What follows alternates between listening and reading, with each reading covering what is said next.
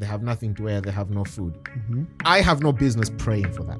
I would go as far as to say I think that's a useless prayer.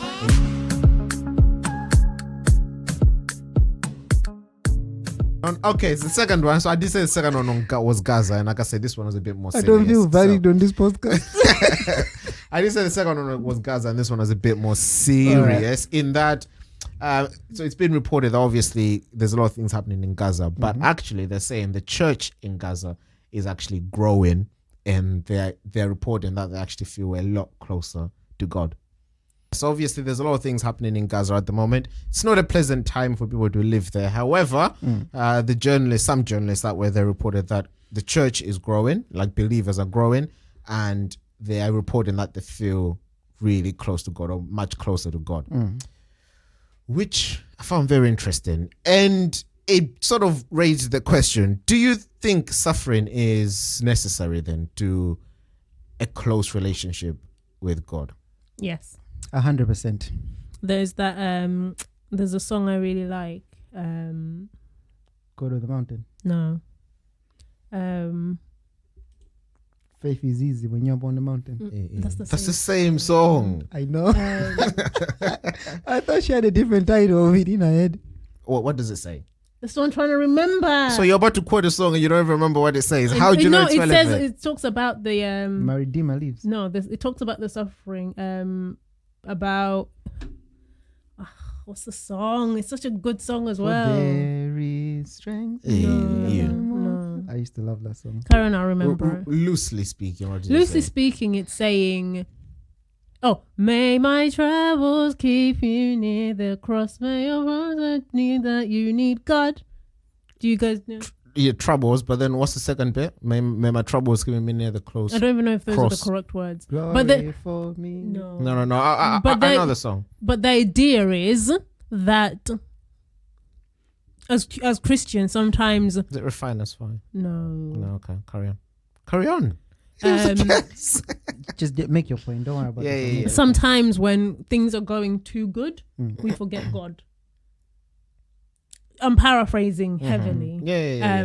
But it's a song to say the things you're going through should make you closer to God. All right, okay. Because that's where your peace is going to come from. That's where your healing is going to come from. That's where everything is going to come from. So actually, this person is singing, saying, if being in tribulation means that I am close to God, then keep me in tribulation. Because if it means that if I'm in a good place and I completely forget God, for the sake of my salvation, keep me in my tribulations and my trials so I can stay close to God. Right. Okay, but that's the essence of the song, to answer your I question. get that. Yeah. Sorry, you want to say something? We'll put the song in the link somewhere down there. Well, I mean, how are you going to find out? I know it's by she's gonna type on Google la la la. I'm sure it's by Jonathan McRae. Okay. Yes, which of course led me to think then, do you think here in the West Christians have it too easy? And maybe that's why 100%. Maybe that's 100%. Why our 100%. Christianity is not up to scratch. Us included, let's be honest. So none of us are going through persecution and suffering like that. I'm talking about external persecution and suffering.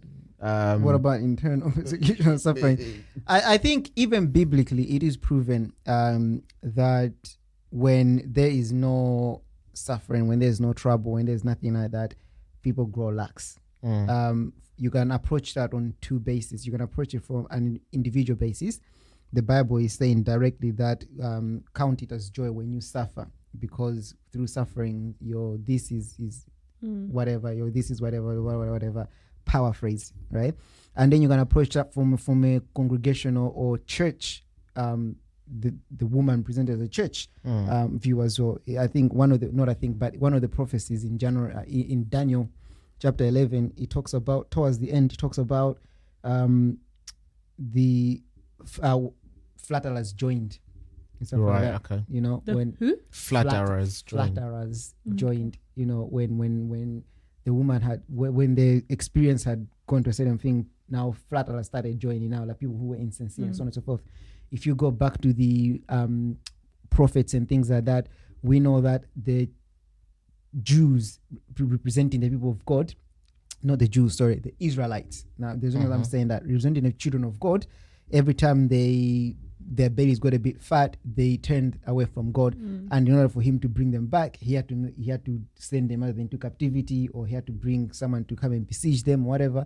That's what purified the faith of the people. That he made them tempt to God. So yeah, 100%. What's happening in Gaza, I wouldn't doubt that, because I know you gave a disclaimer saying that it's a serious one, because it is, because there are a lot of things that we may never dream of that these people are facing, although it was said in a joke, but yeah, most of them are living life thinking tomorrow I could be meeting my maker. So the threat of death for them is not we're gonna die one day. For them is as I'm sitting right here, it could be my death. Is my house in order? Exactly. And there's nothing more that can purify a soul than that. If you are meant to be, that literally it's like, you know what? I give it all, I surrender it all. I have two things to add then in that case, based on what Pronik has said. The first thing is, it's even like, the parable of the two houses built on rock and built on sand. The common denominator for that analogy, for that parable, is the storm and the winds that come. Yes. Because without that, there's both houses are strong houses. Unless the wind and the storm come, there is no measure as to which house is stronger. They could those houses could both stand the test of time if there's nothing to rock them, nothing to disturb them. But obviously the one that stands is because it's rooted in the right foundations. Obviously that's a lesson for us to start with. Because obviously for these Christians, it could have, I don't know why I'm pointing. For these Christians, it could have been easy to say, God has forsaken us. We might as well just enjoy the world and all that it offers while we can. And some people, and then die. Some people would do that. Oh, yeah, 100%. This is the thing. The thing is that it's not that everybody's going to be getting close, but some people will say, and this is what people always say, which I find quite annoying, because for me, it's a demonstration of lack of knowledge of God. But they will always say, well, if God is so loving and so caring, why is this happening? Why did my daughter die? Why did my father suffer cancer? Why did it? Now, that's not to say that these are not atrocious things, but if you knew who God was, you will not be saying that. You see what I mean? So there will be people that are saying that, well, what do you mean there's a God? Well, look at what Israel is doing to us. Or if you're in Israel, look at what Gaza did, vice versa. They both need to stop, in my opinion. So depending on where you are, you could be saying that. Yet amongst that, there are people that are still saying, you know what? There's a God in heaven. There's a plan here. And yeah, they'll get closer. They'll get closer to him. In that way, I do envy them. Now, I'm a sucker for pain. I don't like pain, right? So it's actually a frightening thing to me, just knowing that. So I'm actually saying, yeah, well, we've got it easy. But like, yeah, we got it easy. Because the reality of that is a lot harder than a lot of us who have it easy here can comprehend. But yeah, I do believe a time is going to come. Strange question. Based off the back of this, do we think a lot of death row inmates will make it to heaven? Based off Pronik's theory. Not necessarily. What was Pronik's theory? The imminency. About the imminency of death, and how it makes you think about where you're going next. I mean, as many as they repented, sincerely repented, because you do hear stories of people who are facing death row who do convert, and some of them even become like quote unquote pastors and preachers in the prison, like they lead groups and stuff like that, but obviously they're still on death row. So yeah, I think Pronik is right. There's something about facing your mortality that makes you consider, I guess, the bigger meaning of life. And now it's not just about, okay, I need to eat, I need to sleep, I need to have a good time, I need to have a good drink, because you realize that actually I need to use my hours. I need to use my hours wisely. Yeah. Like, is there more? What does happen to me when I die? And then maybe that's when they start searching, thinking, and whatnot. And then they'll clutch on to a religion. If it's not Christianity, it could be Buddhism or the one that teaches reincarnation or whatnot. It's usually the ones, because now you're thinking about what comes next. I'm about to, what comes next for me after this. Some will say, oh no, it's just darkness. But I think most humans will think, nah, there must be more than that, surely. So, yeah, but listen, I guess the image would be like the thief on the cross kind of thing, which is great, to be fair. Well, what's great? Just the fact that God can allow someone who has been, I don't know, like a menace their whole life. They're on death row. Not a menace. They're on death row, and they literally just look at Jesus and say, "Remember me in heaven." And he's like, "Yeah, I got you. I'll see you there." No, I think it's listen, great. I think it's I don't. There- I'm not there's- saying be a menace and No, do your no, no, fine no, hours. no. I'm not just saying that. I'm just saying it's grace and salvation Yeah, it's is- sweet. I think it's sweet. scary for me because it's not just remember me, my father. A whole lot has happened in that person. Obviously, I'm and not it's saying it's frivolous. at the last minute. Okay, right now you could get it wrong a few times. It doesn't mean you're out. You as long as you are breathing, you have a few chances to get there. At that point, it's either your heart will be opened or it won't.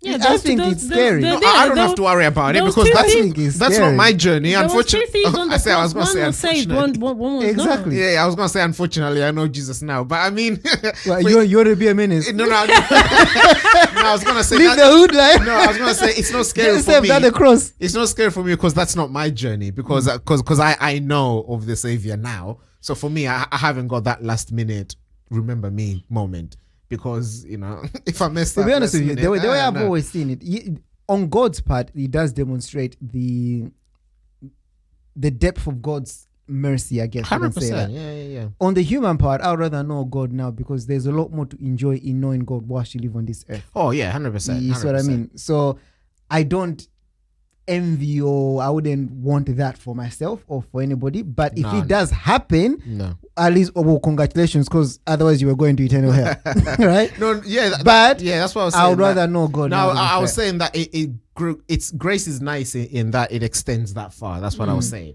I wasn't saying it's It an has- envious it has no way or anything. boundaries. Yeah. Okay, all right. Well, I think we all hope. I don't know. I haven't thought about it much actually. But in any case, the Gaza and Israel situation needs to resolve itself. I'll be interested. I need to find someone who's talking about it in context of end times. I want to see how people are. I want to see how people are how they're understanding spinning that. Yeah, especially because obviously it's to do with Israel, which obviously Israel is exactly. Unless is a if big you're player one of in the ones that are scripture. saying that those are Israel's in all Africa. what's the word? We know when people are fake Imposters. Imposters. Well, Imposters. yeah. Well, we'll see. I mean, if you guys subscribe and put the notification bell on as well, And we because get big you will- enough. because you will be the first to hear when we get someone on board who's gonna tell us about why Israel is fake, and they're gonna tell us about the real Israel and everything else. It's gonna be an interesting discussion. We're So looking forward to it. So very subscribe, much. hit the little belly thing, and you know when that happens. All right, moving on Moving on. from the serious and the tragic to Kanye. Yay, shall we say? Yay. So Yay has been in the news again. The Christian news I'm specifically. sure this guy, come give it 6 more months, his name would just be Yeah. Because he keeps showing I it. did think of that. You know? No, who tell you I now no longer have a name. You just know that me. Do not address me by name. Kanye's crazy. Have you enough to do bought that.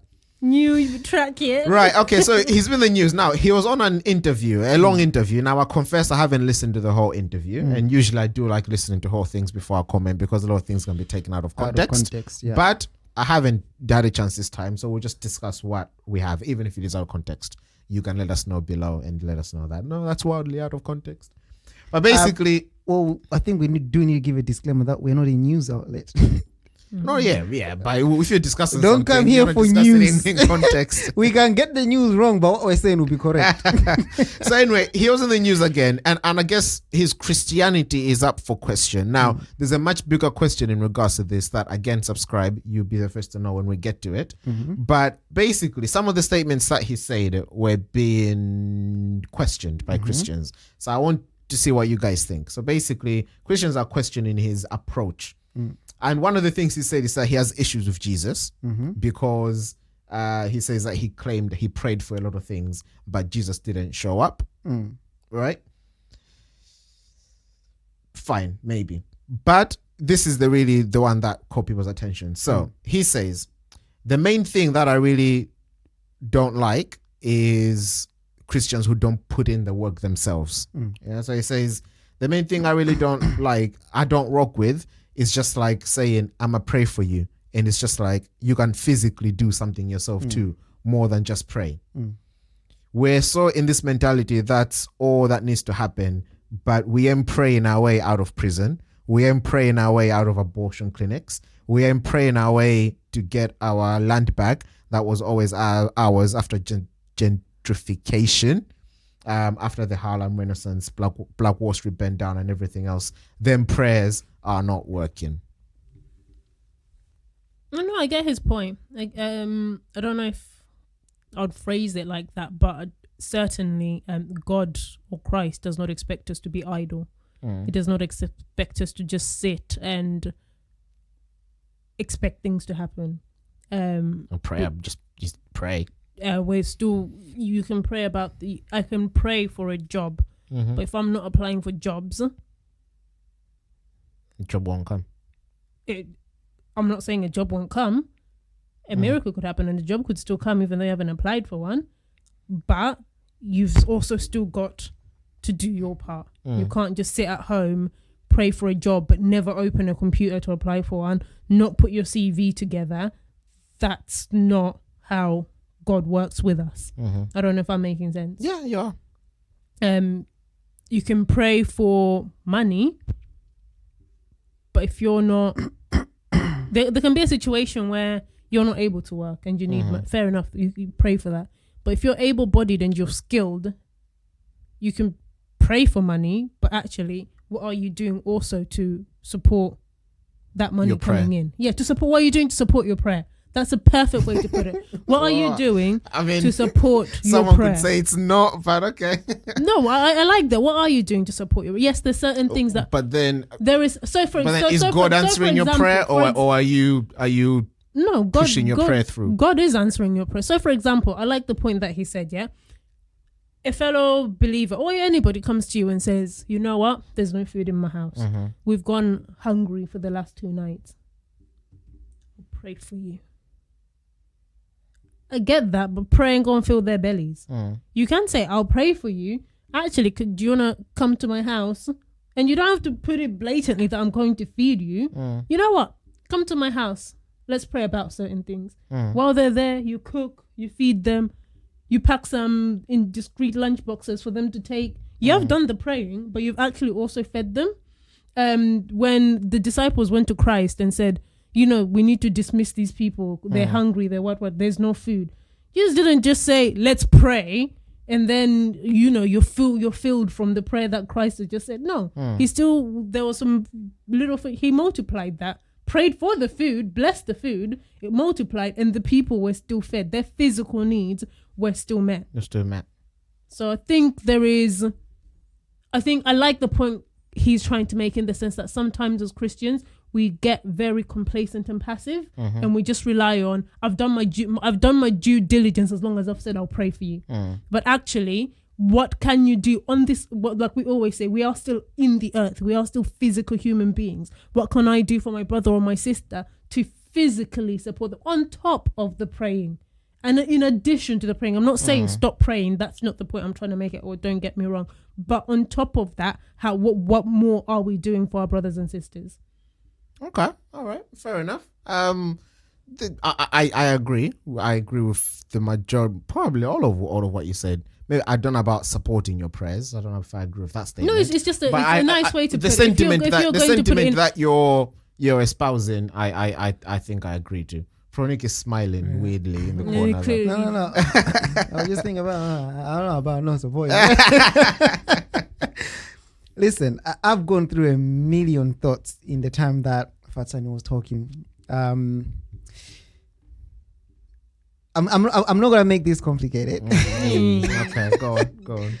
But I want to separate the two, right? I want to separate man's responsibility to God's, for lack of better terms, responsibility, right? When men pray for somebody, when you pray for someone, you are intervening on their behalf to God. You're speaking to God on their behalf. Yeah? God, my brother is not well. My brother is suffering. Heal them. Be there for them. heal them, feed them, do something for them. Yeah. And I don't think God needs anything from you in order for him to deliver on that. Okay. Right? However, to now come to man's responsibility, everything that Fatani said, in the sense that it even shows there's a biblical scripture about this. You know, Peter and John at the temple. I don't know if it was Peter and John, but the two disciples at the temple, they saw a blind man, you know, not a blind man, a lame man, you know. No, that's not the one I want to say. The one I want to talk about is the one that talks about it's not good for you to just to say to a person, be warm, when you know, and not do anything, but you can say and not give them a coat to cover themselves. I think it's James. Yeah.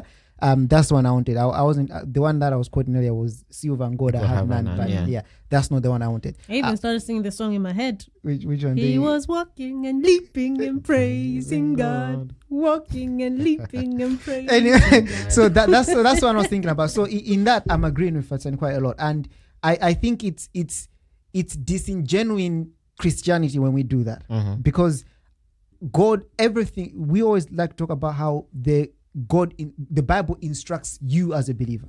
Yeah, it doesn't tell you to go tell another believer to do this. It says you as a believer, and we know that charity is a big thing in the Christendom. You know, James talks about, in my research I came across it, true religion is when you visit the poor, when you feed the hungry or whatever. You know, so we know that as a Christian, it's a core part of our calling, right? So what that means is that as long as you are blessed with a little bit more, if someone else is struggling, your first and foremost responsibility is to extend that hand. That for me doesn't necessarily mean that then you can't pray. And if you do pray, it doesn't necessarily mean that God hasn't answered if the situation hasn't changed. No. That's what I'm saying, that let's leave what God has to do to what God has to do. I have someone in my life right now that I've been talking to quite a lot about this situation. You know, I've been praying non-stop about this, and God is not answering, God is not doing anything. I'm like, no, lack of knowledge is leading you to say that God is not answering. How so? In the sense that sometimes we have the wrong understanding of God, and we're expecting, if I pray for a job tomorrow, or if I pray for money, I'm going to wake up with money in my account. You know, I think that's incorrect. Sometimes also the things that we want might be misdirected, and God is working with us, everybody, to try to I don't know how I can phrase it, but there's a connection and a relationship with God that is needed. And when you achieve that, and you're at a certain level with your God, you will find that there's not a single prayer that goes unanswered. You know, you will find that there's not a single communication with God that goes unanswered. Sometimes it just takes us to listen to what God is saying. You know, so that's why I wanted to separate the two. Or the answer might not look like what you wanted it to look like. And I think that's where sometimes as Christians we're not very good with. We want God to answer our prayers in the exact way. I've never really been too comfortable with saying that, to be fair with you, because the way I see it, if I need a job and I'm praying for a job, right now, but some people, my point means some people are praying for a specific job. So Yeah, so let's say someone is praying, God, I want to be an accountant. I want to be an accountant. You open your care home and you say, oh, Steve, I know you've been looking for a job for the last 2 months. I'm actually opening something. How do you feel about if I employed you while you're still, I don't know, looking for the job that you want? No, that's not the job I want. I've been praying to God for a job in accounting. So until the job in accounting comes, my prayer has not been answered. That's what I mean. I can get on board with that. Because what I was going to say is that I believe that in that situation, let's look at it for what it is. In that situation, God will deliver the accountant job for you. Will, yes. What I'm agreeing is that was it Steve you used? Yeah. Steve might need to first start here and then maybe go elsewhere before they end up at the accountant, you know. And if Steve misses that, if Steve is maybe, yeah. So I agree with that. I could agree with that. Yes, I agree with that. I don't know if that's what I was saying. I don't know what either of you are saying at the moment, to be honest with you. No.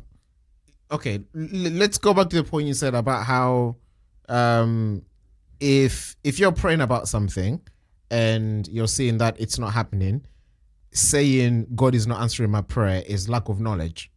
Could be. Because lack if of you're knowledge, praying yes. for a job and you're not getting a job, can you not say, God, I'm praying, but God God's hasn't not answered my answered. prayer? Even if it's God hasn't answered my prayer yet, would that be incorrect to say so?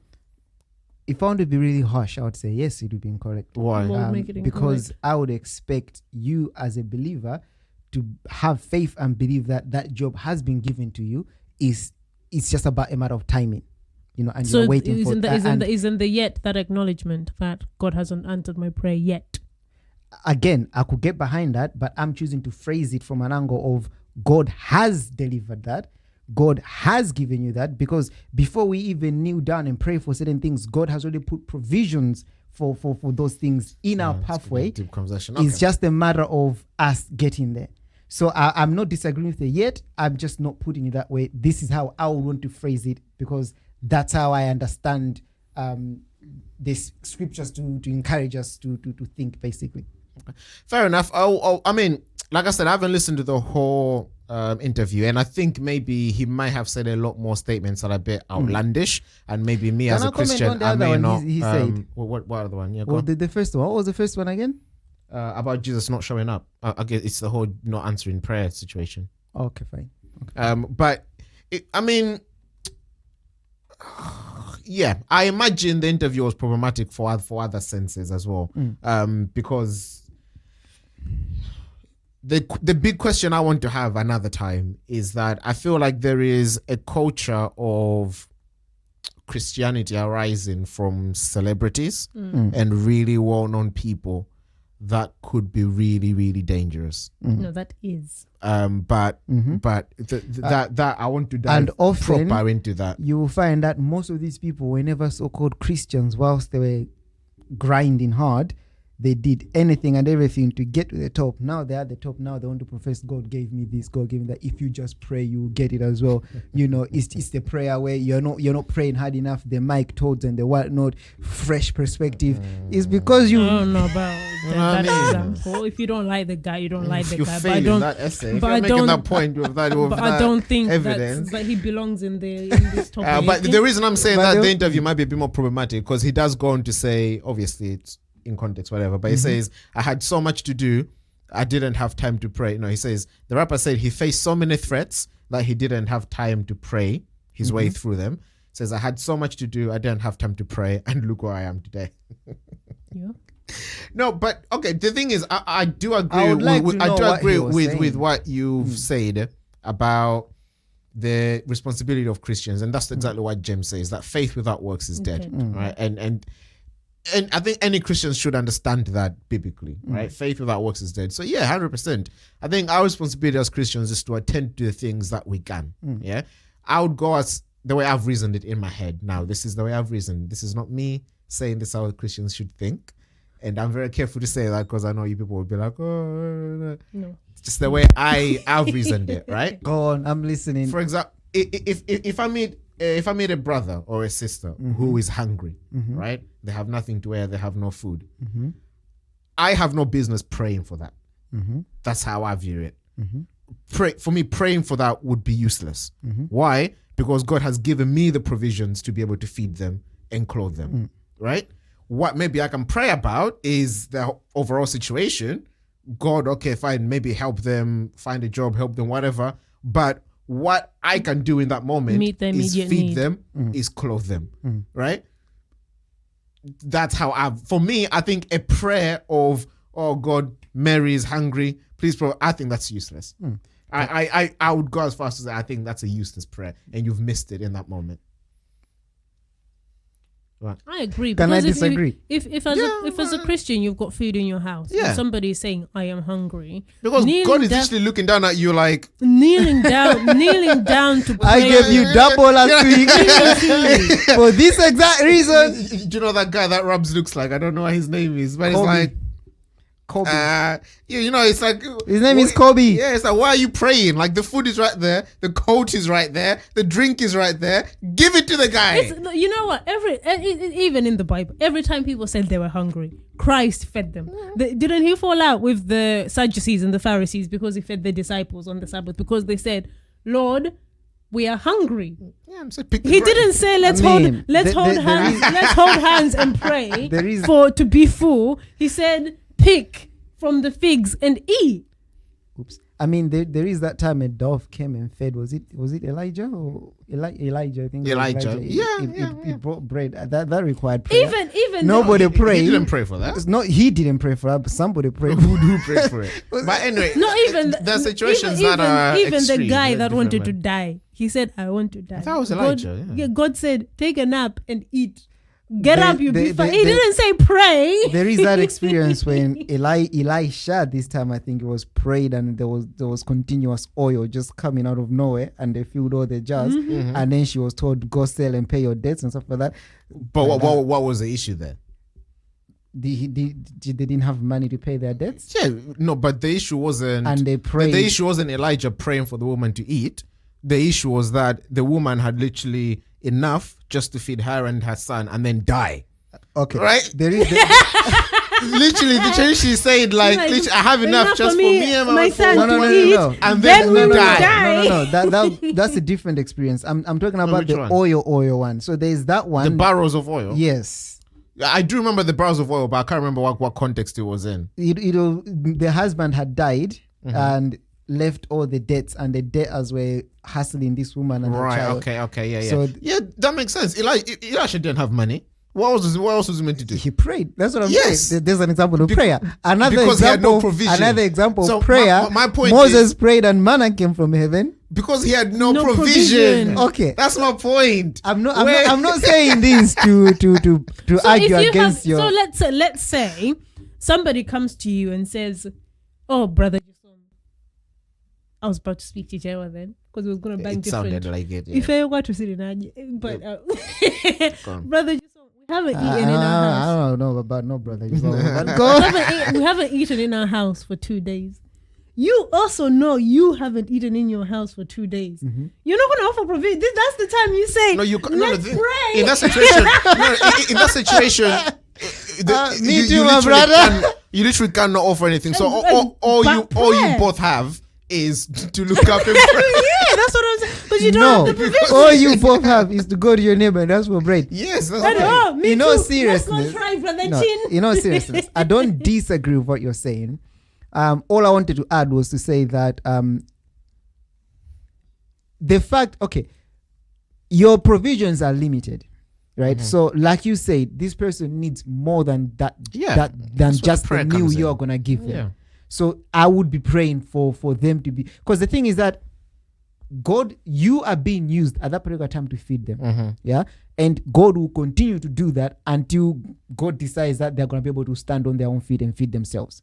So what I'm seeing is that you are just confirming. You remember, prayers are more or less confirmations of what God has already put in place. So you are more or less confirming to God to say that, please continue feeding them because I know you will continue to feed them. You know, whether that's through you or through other people, but these people have no means as of right now to feed themselves. You do what you can, and God will continue to, if they are traveling, God will continue to do what God is doing until He gets them to a place where He can give them their own provisions. So so I wasn't disagreeing, but I was just adding that in that case, my prayer is yes about God to sort out the situation, but it's also for me directly about their food, because God doesn't need to give them a job for them to eat. God needs to provide for them to eat. You know? So what I'm saying is, God, please provide means for these people to eat. But definitely, yes, they will eat at my house, and they will keep coming at my house to eat or even stay with me for as long as God allows the provisions for me to feed them. Some point difference.